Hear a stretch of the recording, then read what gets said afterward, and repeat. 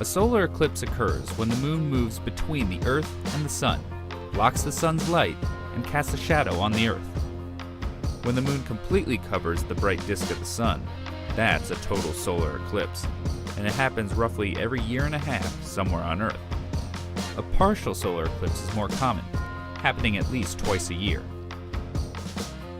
A lunar eclipse, on the other hand, is where the moon moves behind the Earth, so it's now the Earth blocking the Sun's light on the moon, creating a shadow on it with a red tint. The easy way to remember the difference is to remember what gets darker. With the solar eclipse, the Sun gets darker, and during a lunar eclipse, the moon does. A solar eclipse is a rare event that not many get to see, because the moon's shadow is relatively small. This limits the locations on Earth that get to see it. You have to be on the sunny side of the planet, and you have to be in the path of the moon's shadow. So, if you find your area in the path of totality one year, you've hit the jackpot, because on average, that same spot on Earth will only get to see a solar eclipse every 375 years.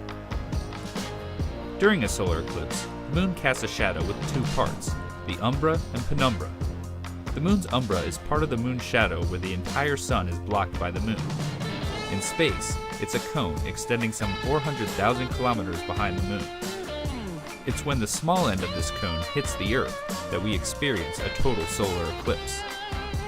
Most eclipse maps depicting the path will show you a circle representing the shadow of the moon, but in actuality, the true shape of the umbra is more like an irregular polygon with slightly curved edges. This is because the moon isn't a perfect circle. It has mountains and valleys on its surface, which all affect the passing sunlight and subsequent shape of its shadow. And scientists now have a greater understanding of the shape of the moon's surface, thanks to NASA's Lunar Reconnaissance Orbiter.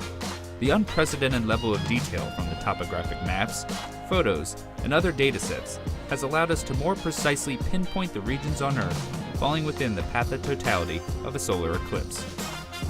So, if you get the chance to witness a solar eclipse, always remember that our little moon plays a role that's quite large.